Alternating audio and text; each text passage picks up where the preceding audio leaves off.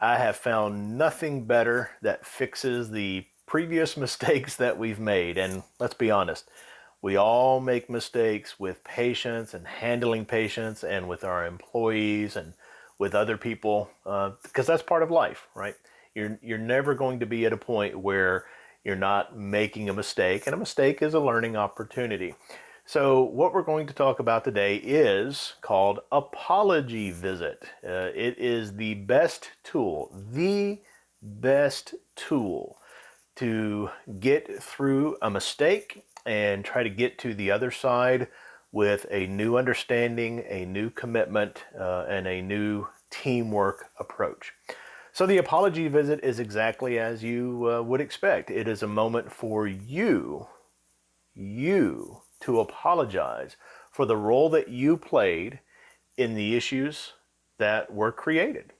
And listen, if you're having patient management issues and you don't think that you had a role to play, I would really evaluate yourself in the mirror. Perhaps you are completely clear on this, but more often than not, we have had a role to play. We've had poor expectations in the beginning. We have had friends or acquaintances that we didn't hold to proper expectations. We never communicated or reinforced our expectations. Sometimes we've made mistakes with the scheduling and other things.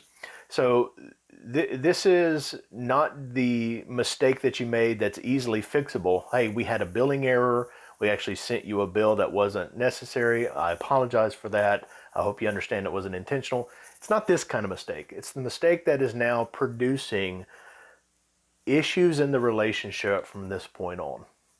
The apology visit has some essential elements. So if you're taking notes, number one, you need to ask permission from the person that you're going to have this conversation with. Number two, you need to state the issue plainly and directly. You do not need to drone on about it, right? This needs to be clear information and clear communication. Once you've stated the case, you need to, number three, own up to your mistake on that, to your issue, how you were a part of the problem that came about. Number four, you ask for forgiveness. And then number five, you set new expectations. Number six, you ask the person, the other party, to agree to those expectations. And that's as simple as it is. It shouldn't take long. It shouldn't be anything that is you're concerned about. I have never had one of these go poorly. I've never coached or mentored somebody who has had one of these go poorly if they do it the right way. So let's do a quick example of it. Let's say that this person has missed re-exams and re-x-rays, and that was because you guys were just not organized and not tracking and whatever, and now you got to rein that in. Okay, so this is going to be a conversation between me, doctor, and Mr. Smith. I'm going to come into the room. Hey, Mr. Smith, great to see you today.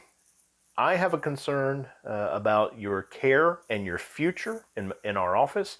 Do you mind if we address that now? Patient's going to say, sure, doc, what's on your mind? Oh no, am I in trouble? They're going to give you some sort of response to that, and you're waiting for permission to proceed. Well, I'll tell you what's on my mind. If you'll give me permission to open up the can, we'll talk about it. Sure, doc, whatever you need to do.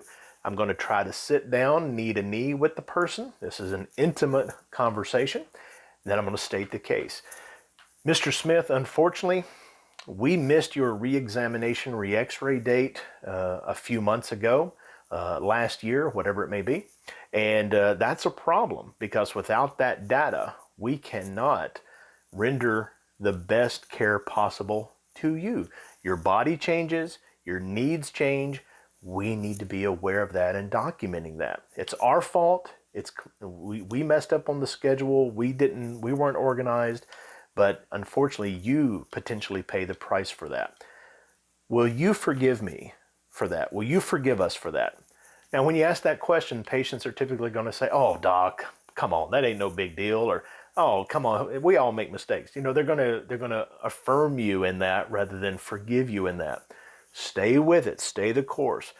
Thank you for understanding, Mr. Smith. It's a testament to your character that you are that way, but really it's important to me.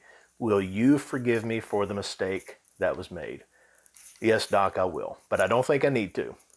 Thank you, Mr. Smith. That means a lot to me. Here's what we need to do from now on.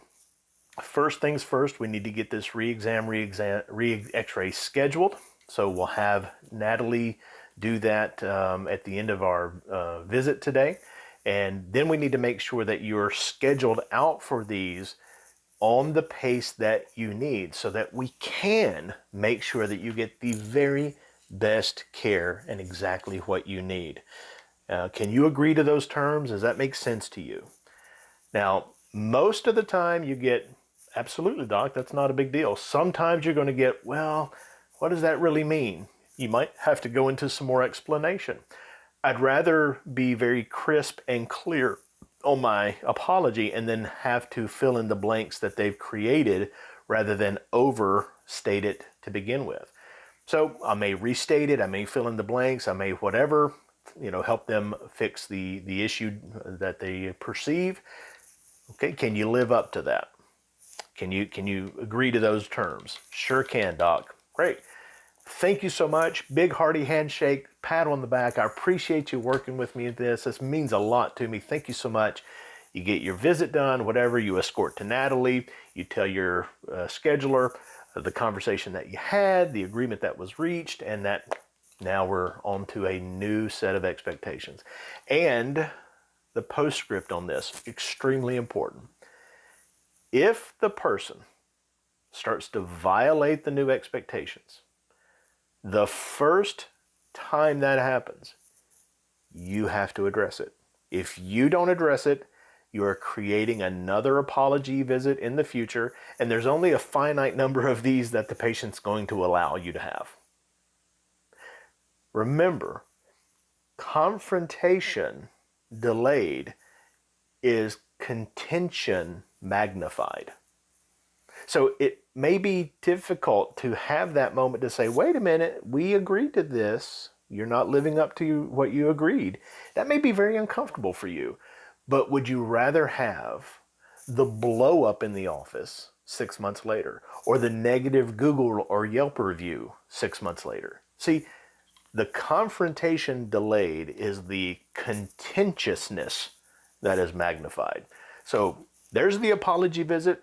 There's the example of how it goes. It can be done for any issue that is really creating a problem in that patient's care and their compliance and whatever.